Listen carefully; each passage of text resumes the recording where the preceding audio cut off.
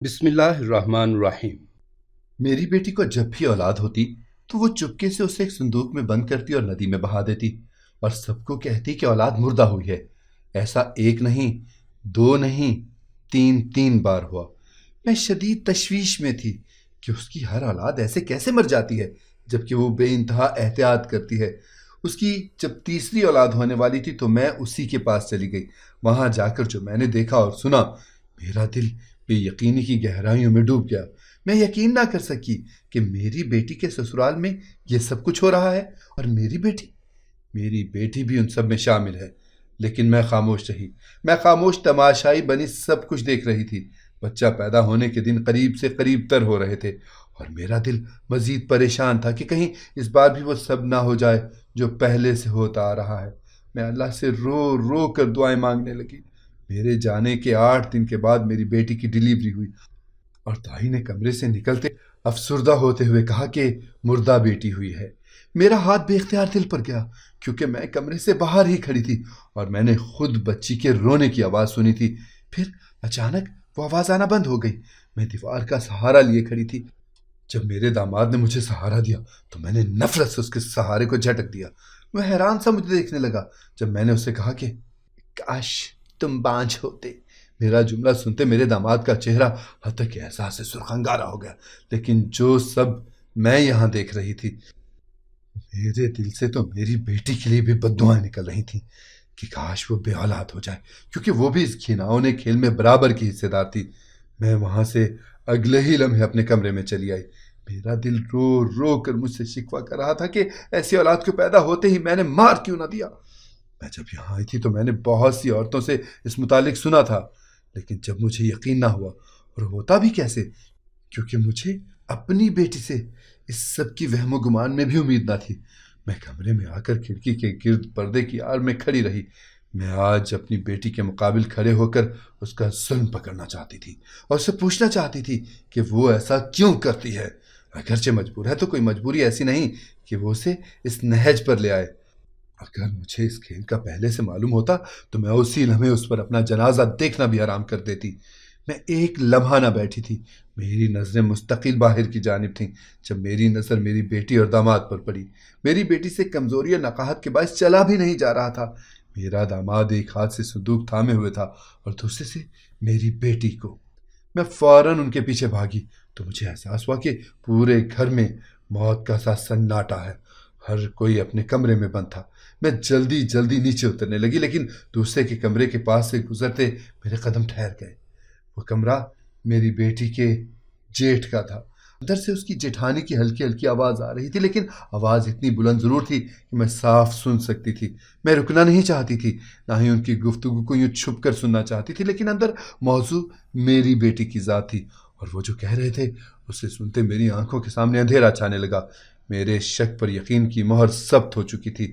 میرا سانس لینا بھی دو بھر ہو گیا۔ میں اگلے لمحے ہی وہاں سے تیزی سے نکلی اور باہر آئی تو دیکھا وہ لوگ جا چکے تھے۔ میں نے اپنا سر پکڑ لیا اور تیزی سے آگے بڑھنے لگی۔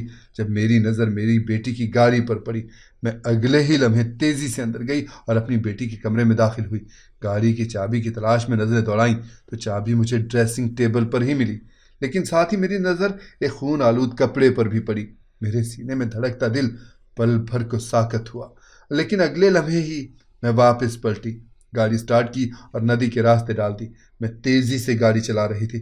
مجھے 15 منٹ کا وقت لگا۔ میں ندی کنارے پہنچ کر اتری اور دیکھا تو وہاں کوئی نہ تھا، میری بیٹی اور داماد بھی نہیں۔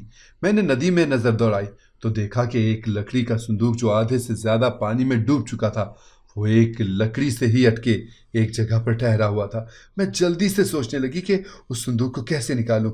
کچھ سمجھ نہیں آ رہا تھا۔ میں اندر بھی نہیں جا سکتی تھی۔ کچھ دیر انتظار کے بعد مجھے وہاں سے ایک لڑکا گزرتا نظر آیا۔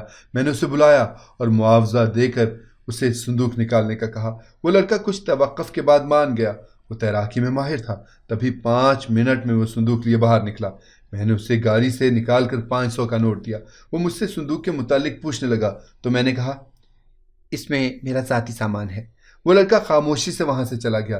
میں نے ڈوبتے دل سے وہ صندوق کھولا تو یہ دیکھ کر میری آنکھیں پھٹی کی پھٹی رہ گئیں اور سانس سینے میں اٹک گیا کہ اس میں تو میری بیٹی کے شوہر کا۔ میرا نام سائرہ ہے۔ کراچی شہر کی رہنے والی ہوں اور سوشل ورکر ہوں۔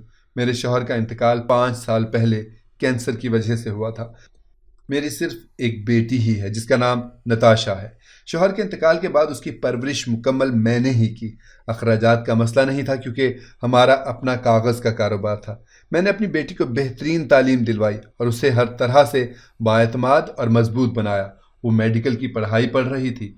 پڑھائی کے بعد جب ہاؤس جاب شروع کی تو میں نے اس کے لیے اچھے رشتے کی تلاش شروع کر دی۔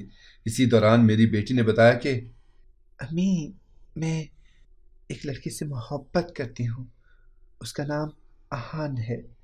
وہ لڑکا بھی مجھ سے محبت کرتا ہے، اچھے خاندان سے ہے امی، اسے ہمارے کاروبار اور دولت کا بھی لالچ نہیں۔ میں ملاقات کے لیے مان گئی۔ اگر شادی کرنی ہی تھی تو بیٹی کی پسند جاننے میں کوئی عار نہ تھا۔ 2 دن بعد نتاشا نے مجھے بتایا کہ امی، آج شام کو احان آنے والا ہے۔ میں نے ڈنر کی تیاری کر لی۔ وہ لڑکا شام کو آیا۔ صورت و شکل سے بے انتہا خوبصورت اور وجیح معلوم ہو رہا تھا۔ اس کا لباس دیکھ کر معلوم ہوتا تھا کہ وہ بہت رئیس خاندان سے ہے۔ میں نے دل ہی دل میں اپنی بیٹی کی پسند کو سراہا، لیکن پھر جب اس کا بیک گراؤنڈ وغیرہ جانا تو مجھے احان اپنی بیٹی کے لیے مناسب نہ لگا۔ وہ ایک وڈیرے کا پوتا تھا۔ اس کا دادا گاؤں کا مائی باپ کہلاتا تھا اور مجھے ایسے لوگوں کی روایتیں پسند نہیں تھیں جو ان کے نزدیک انسانی جان سے زیادہ عزیز ہوتی تھیں۔ میں نے اگلے دن اس رشتے سے صاف انکار کر دیا۔ مجھے اندازہ تھا کہ میری بیٹی میرے فیصلے پر ہمیشہ کی طرح لبیک کہتے سر جھکائے گی، پر ایسا نہیں ہوا۔ وہ میرے سامنے ڈٹ گئی کہ وہ شادی کرے گی تو صرف احان سے، ورنہ کسی سے نہیں کرے گی۔ میں نے سمجھانے کی بہت کوشش کی پر وہ نہ مانی۔ پھر مجھے ہی آخر ماننا پڑا۔ احان اور میری بیٹی کا رابطہ کوئی سالوں پرانا یا کالج کے وقت کا نہیں تھا، بلکہ کچھ عرصہ پہلے ہی ہوا تھا۔ خاندانی رئیس لوگ خاندان سے باہر کی لڑکیوں کو قبول نہیں کرتے، لیکن میری حیرت کی انتہا نہ رہی جب احان کے گھر والے اس کے لیے باقاعدہ نتاشا کا رشتہ لے کر آئے۔ میں نے نتاشا کی شادی کر دی۔ شادی کے بعد میں سمجھی تھی کہ وہ لوگ شہر میں ہی رہیں گے کیونکہ شادی سے پہلے احان نے یہ بات واضح کی تھی، لیکن ان کے دادا کی ضد کہ بہو گھر میں رہے گی، انہیں جانا ہی پڑا۔ مجھے غصہ بھی آیا کہ وہ اپنا کریئر چھوڑ کر گاؤں جا رہی ہے، لیکن اب میرا اس پر اختیار نہ تھا، اس لیے مجبور تھی۔ شادی کے کچھ عرصے بعد جب وہ گاؤں میں شفٹ ہو چکی تھی اور کافی خوش بھی تھی، تب مجھے بھی یہ خوشی کی خبر ملی کہ میری بیٹی ماں بننے والی ہے۔ میں دوڑی دوڑی اس کے پاس گئی اور یہ دیکھ کر حیران ہوئی، پھر خوش کہ حویلی بے انتہا حسین تھی۔ مزید اسے خوشی میں دلہن کی طرح سجا دیا گیا تھا۔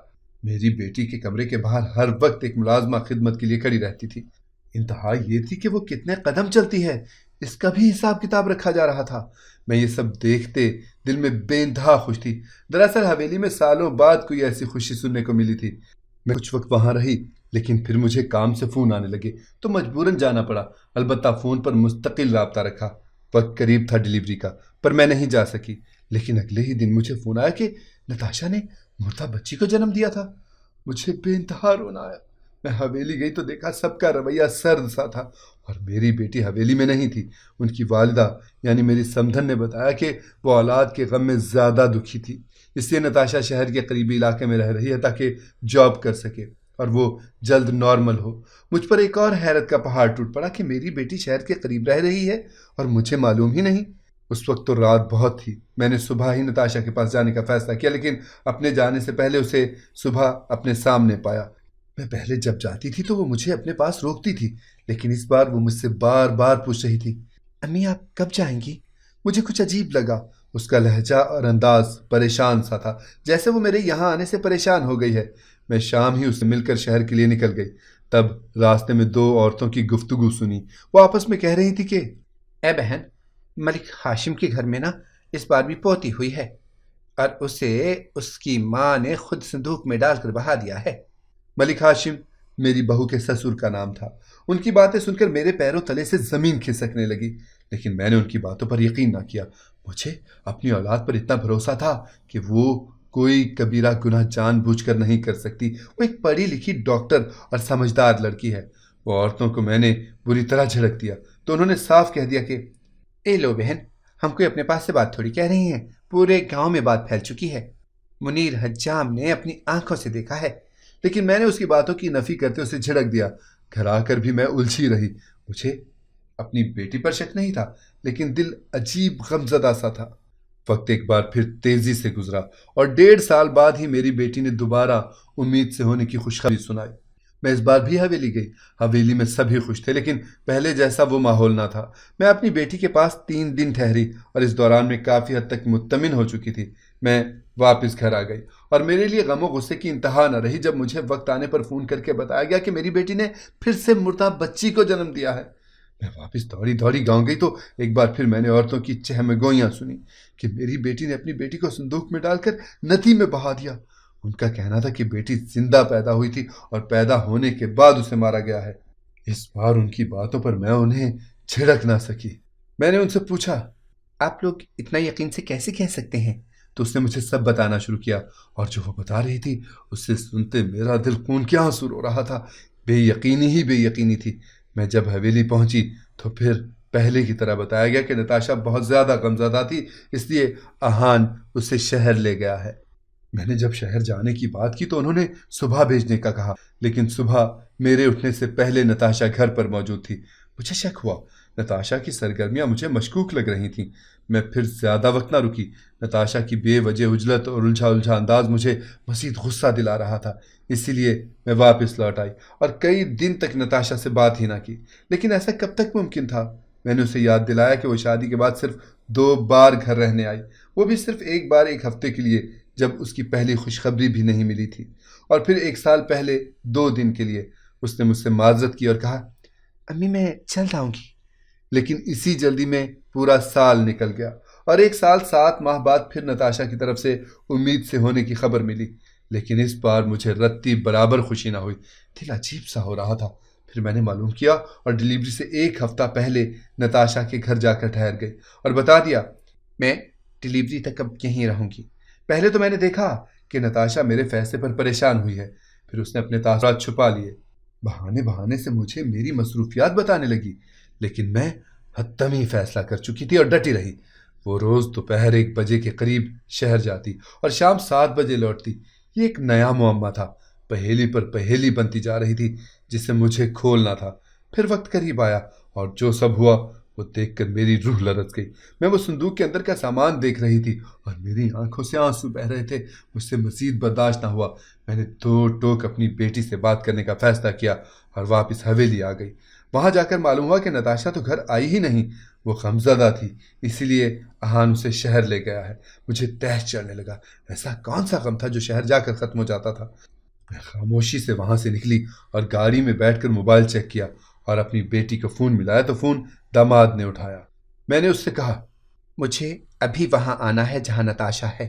تو وہ ایک دم پریشان ہو گیا اور کہا، ہم کچھ دیر میں گاؤں لوٹ رہے ہیں آنٹی۔ پر میں نے سختی سے کہا، اگر ابھی کے ابھی مجھے ایڈریس نہ دیا تو میں نتاشا سے اپنا ہر رشتہ توڑ دوں گی۔ دھمکی کامیاب ہوئی اور میرے داماد نے چاروں ناچار مجھے ایڈریس دے دیا۔ مجھے 4 گھنٹے لگے اس ایڈریس پر پہنچنے میں، لیکن وہاں میرے لیے بہت بڑا جھٹکا تیار تھا جسے دیکھتے میرے قدم واضح لڑکھڑائے تھے۔ میں جب وہاں پہنچی تو دروازہ میرے داماد نے کھولا۔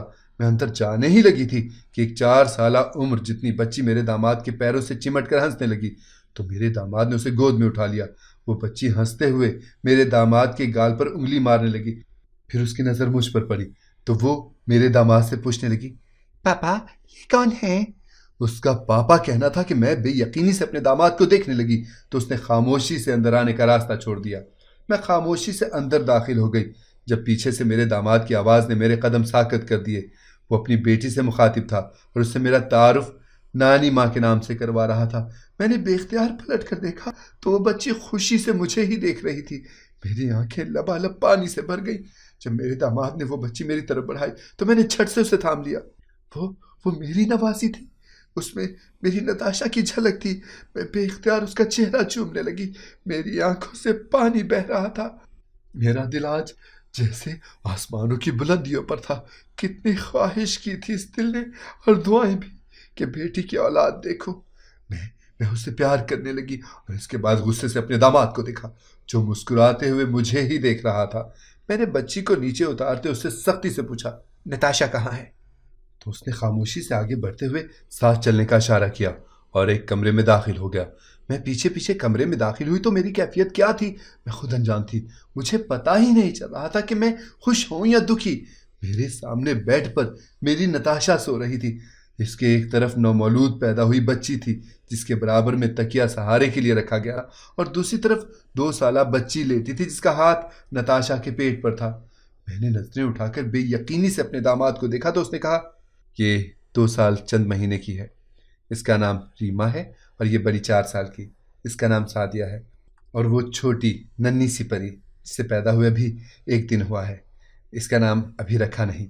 وہ بتا رہا تھا اور میرے سر پر حیرتوں کے پہاڑ ٹوٹ رہے تھے۔ میں کچھ بولنے کے قابل بھی نہ رہی، صرف اپنے داماد کو دیکھتی رہ گئی تو اس نے شرمندگی سے سر جھکا لیا اور بولا، آپ پلیز میرے ساتھ باہر چلیں آنٹی، میں آپ کو سب بتاتا ہوں۔ میں نے کچھ سخت کہنا چاہا پر ضبط کر گئی۔ ہم باہر نکلے، اس نے کمرے کا دروازہ بند کر دیا۔ باہر آنے کے بعد پہلے اس نے میری بڑی نواسی کو باہر لان میں کھیلنے بھیجا، پھر مجھے بیٹھنے کا کہا۔ اس نے مجھے سب شروع سے بتانا شروع کیا، جس سے سنتے میرا دل خون کے آنسو رونے لگا۔ وہ بتا رہا تھا کہ میری ملاقات نتاشا سے ہاسپٹل میں ہوئی۔ میں پہلی نظر میں نتاشا کو پسند کر چکا تھا، لیکن اپنے خاندان کی بوسیدہ رسومات اور دقیانوسی سوچ کے باعث میں کسی ایسی لڑکی کی زندگی تباہ نہیں کر سکتا تھا جو ان سب چیزوں کو دیکھتے دماغی دباؤ کا شکار ہو جائے، یا آخری نتیجہ علیحدگی نکلے۔ اور علیحدگی بھی ہمارے خاندان کی روایات کے سخت خلاف ہے کہ جان جائے پر عورت کا جنازہ اس کے شوہر کے گھر سے ہی اٹھے۔ لیکن میں پھر اس کی طرف بری طرح سے کھینچ رہا تھا، اور پھر میں نے اس سے بات چیت شروع کی۔ اسی دوران اس نے بتایا کہ وہ خاندان میں اکلوتی اور لاڈلی لڑکی ہے۔ اس کے خاندان میں بیٹیاں نصیبوں سے اور مرادوں کے بعد پیدا ہوتی ہیں۔ اس کی 3 پھپھو تھیں اور تینوں ہی بیٹی کی رحمت سے محروم۔ میرا دل اچانک چمک گیا، کیونکہ ہمارے خاندان میں یہ بہت گھٹیا روایت تھی کہ پہلی اولاد لڑکا ہونا ضروری تھا، یعنی وارث، اس کے بعد جتنی بھی بیٹیاں ہوں پر ان کا سربراہ پہلے ہو، یعنی بیٹا ہو۔ میرے بڑے بھائی جو مجھ سے عمر میں 12 سال بڑے ہیں، ان کی بیوی کے 4 ابارشن کروائے گئے زبردستی، کیونکہ چاروں میں بیٹی آئی تھی۔ میرے بھائی بہت روئے، چھوڑ جانے کی دھمکی دی۔ میری بھابھی کسی صورت راضی نہیں تھی، لیکن میرے دادا اپنے بزرگوں کی روایات کے پیروکار تھے، اور ان کی عزت پر یہ گہری ضرب تھی اگر پہلی اولاد بیٹی ہوتی۔ اگر بھیا چھوڑ جانے کی دھمکی دیتے تو میرے دادا نقصان پہنچانے کی، اور وہ ایسا کر بھی سکتے تھے کیونکہ بھابھی بھی خاندان سے ہی تعلق رکھتی تھیں، اسی لیے انہیں ماننا ہی پڑا۔ نتیجہ یہ نکلا کہ چوتھے ابارشن کے بعد میری بھابھی ماں بننے کی صلاحیت سے محروم ہو گئی، اور ان کی گود تا حیات اجڑ گئی۔ جب دوسرے بھائی کی شادی ہوئی جو مجھ سے 5 سال بڑا تھا، تو شادی کے 6 ماہ بعد پتہ چلا کہ وہ بانجھ ہے۔ گھر میں وقت کے ساتھ ویرانی بڑھتی گئی۔ دونوں بھابیاں بے اولادی کی محرومی کے باعث کمرے تک ہی محدود رہ گئیں۔ دادا حضور بھی بالکل خاموش ہو گئے۔ جب میں نے یہ سنا کہ نتاشا کے خاندان میں صرف بیٹے ہوتے ہیں تو میں یہ سن کر خوش ہو گیا، لیکن میں اس لمحے یہ بھول گیا کہ اولاد تو باپ کے نصیب سے ہوتی ہے۔ میں نے نتاشا سے شادی کرنے کا فیصلہ کیا۔ شادی ہونے کے کچھ وقت بعد جب نتاشا نے خوشخبری سنائی اور پھر الٹرا ساؤنڈ کروایا تو اس میں بیٹی آئی۔ میں حیران تھا کہ اتنی ناقدری کے باوجود اللہ مجھے رحمت سے نواز رہا تھا۔ اس لمحے میرے احساسات تبدیل ہو گئے۔ الٹرا ساؤنڈ میں بیٹی کا سننے کے باوجود میں بے انتہا خوش تھا۔ جب میرے گھر والوں نے الٹرا ساؤنڈ کروانے کا کہا تو میں نے صاف انکار کر دیا۔ تب نتاشا نے مجھ سے اس جھوٹ کی وجہ پوچھی تھی تو مجھے وجہ بتانی پڑی۔ میں نے نتاشا کو سب کچھ بتا دیا۔ پہلے تو وہ مجھ سے بہت خفا ہوئی، چھوڑ جانے کی دھمکی بھی دی، مجھ سے بدظن ہو گئی، لیکن پھر میں نے اسے یقین دلایا اور منایا کہ مجھے بیٹی ہونے پر کوئی اعتراض، کوئی ملال نہیں ہے۔ میں بہت خوش ہوں اور میں اپنی بیٹی کو کچھ نہیں ہونے دوں گا۔ وہ ڈر رہی تھی اور اس کا ڈرنا جائز تھا۔ وہ مجھ سے بے انتہا محبت کرتی تھی، اسی لیے چھوڑ کر بھی نہیں جا سکتی تھی۔ پھر جب اولاد ہوتی تو مردہ بتا کر ہم شہر آ جاتے، یہاں ہماری بیٹیوں کی پرورش کرتے۔ وہ بول کر خاموشی سے سر جھکا گیا تو میں نے پوچھا، وہ صندوق کا کیا چکر ہے؟ میں نے وہ صندوق کھول کر دیکھا تھا تو اس میں تمہارا ایک کرتا اور ایک گوشت کا لوتھڑا تھا۔ میرے داماد نے چونک کر سر اٹھایا، پھر گہری سانس لیتے ہوئے کہا کہ یہ جھوٹا کھیل ہم نے اس لیے کھیلا کہ دادا حضور کو یقین ہو جائے۔ میں خاموشی سے اپنے داماد کو دیکھنے لگی، پھر غصے سے پوچھا، یہ سب کس کس کو پتا ہے؟ تو اس نے کہا، حویلی میں دادا حضور کے علاوہ سب کو معلوم ہے۔ میں بری طرح چونکی تو اس نے کہا، وہ سب خوش ہیں کہ ہمارے خاندان میں اولادیں ہیں، وہ ملنے بھی آتے ہیں، ان سے کوئی خطرہ نہیں۔ میں نے اپنے داماد سے غصے سے پوچھا کہ تو مجھے کیوں نہیں بتایا؟ تو اس نے کہا کہ نتاشا نے بتانے سے منع کیا تھا کہ آپ بہت جذباتی ہیں، آپ یہ سب برداشت نہیں کریں گی، بلکہ دادا کے پاس پہنچ جائیں گی اور وہ اپنی اولاد پر خطرہ برداشت نہیں کر سکتی۔ اس نے کہا تو میرا دماغ پھک سے اڑ گیا۔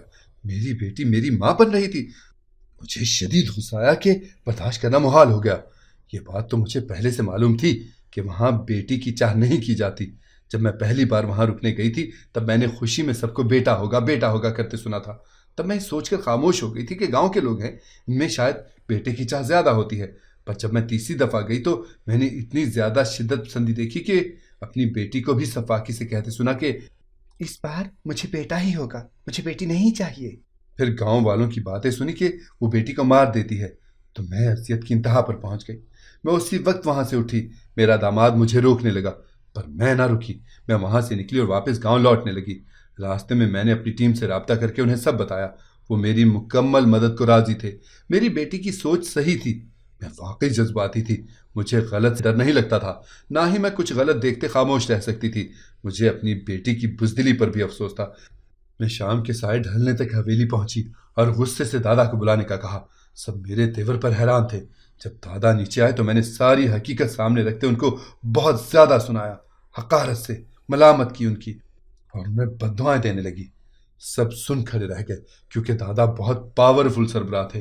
گھر کا تنکا ان کے نام تھا، جبکہ دادا خاموش کھڑے تھے۔ سب پر حیرتوں کے پہاڑ تب ٹوٹے جب دادا حضور نے آگے بڑھ کر بڑی بھابھی کے آگے ہاتھ چھوڑ دیے۔ وہ سن ہو کر دیکھتی رہ گئی۔ انہوں نے کہا، میں اہان کی بیٹی کی پیدائش سے بے خبر نہیں ہوں، نہ ہی اس حقیقت سے ناآشنا ہوں، پر مجھ میں ہمت نہیں تھی کہ میں ان سے ملنے کی کوشش کرتا، کیونکہ میں جو تمہارے ساتھ ظلم کر چکا ہوں، اس کے بعد اہان کی اولاد کو سینے سے لگانا انصافی ہوتی، لیکن مجھ میں معافی مانگنے کا حوصلہ نہیں تھا، اور اہان کا ڈر بھی اپنی جگہ بجا تھا۔ مجھے تو اسی وقت احساس جرم ہو گیا تھا جب میرا دوسرا بیٹا بانجھ نکلا تھا کہ قدرت نے بہت گہری سنائی تھی، لیکن اس افسوس کا کیا فائدہ جس سے کچھ حاصل نہ ہو۔ اہان کے دادا ان سے معافی مانگنے لگے اور کہنے لگے، اپنے ظلم و زیادتی کا مجھے ادراک تھا، بس میں وارث کی چاہ میں اندھا ہو گیا تھا۔ مجھے معاف کر دو بیٹا، مجھے معاف کر دو۔ بڑی بھابھی نے روتے ہوئے غصے سے ان کے ہاتھ جھٹک دیے۔ وہ بے اولاد تھیں، صرف ان کے ذہنی ٹارچر اور ظلم کی وجہ سے کیسے معاف کر دیتی۔ وہ روتے ہوئے کہنے لگی تھی کہ آپ نے 4 قتل کیے ہیں، وہ بھی میری اولاد کی، میں معاف نہیں کروں گی آپ کو۔ وہ یہ کہتے ہوئے کمرے میں چلی گئی تھی۔ ان کے جاتے ہی سب اپنے اپنے کمروں میں چلے گئے۔ میں بھی وہاں سے لوٹ کر اپنی بیٹی کے گھر آئی تو وہ جاگ رہی تھی۔ مجھ سے مل کر بہت روئی۔ میں سخت خفا رہی اس سے، اور 2 دن تک وہ مجھے مناتی رہی، پر میں نہ مانی۔ مگر پھر میری نواسی سے اس نے سفارش کروائی تو میں انکار نہ کر سکی اور اس کی معافی قبول کر لی۔ اب ہم سب بہت خوش ہیں۔ میری بیٹی اپنے گھر میں خوشحالی سے آباد ہو گئی ہے اور اس کا شوہر بھی میری توقع کے برعکس بہت اچھا انسان ثابت ہوا ہے۔ میری بیٹی اپنی بیٹیوں کے ساتھ حویلی لوٹ گئی ہے۔ جس دن یہ سب ہوا اور دادا نے معافی مانگی، اسی رات ان کا انتقال ہو گیا۔ ان کے جاتے ہی حویلی میں رونق آ گئی۔ میری سب سے چھوٹی نواسی اس کی جیٹھانی نے گود لے لی، اور اب میری بیٹی ایک بار پھر حاملہ ہے، اور اس بار بیٹے کی نوید ملی ہے۔ میں بھی، آپ بھی، بلکہ ہم سب لوگ جانتے ہیں کہ ابارشن چاہے کسی بھی وجہ سے کروایا جائے، لیکن کسی بھی جاندار کا قتل کرنا ناقابل تلافی اور ناقابل معافی گناہ ہے۔ عورت کے پیٹ میں دھکتا ہوا وہ گوشت کا لوتھڑا بھی جاندار ہوتا ہے، اور اس کا قتل بھی قتل ہی ہوتا ہے۔ خدا سے ڈریں اور اس ظلم کو جہاں بھی دیکھیں روکیں۔ جزاکم اللہ خیرا کثیرا۔ اگر آپ کو ہماری کہانی پسند آئی ہے تو اسے لائک کریں، شیئر کریں اور ہمارے چینل کو سبسکرائب کریں۔ اگلی کہانی تک کے لیے اجازت دیجیے۔ اللہ حافظ۔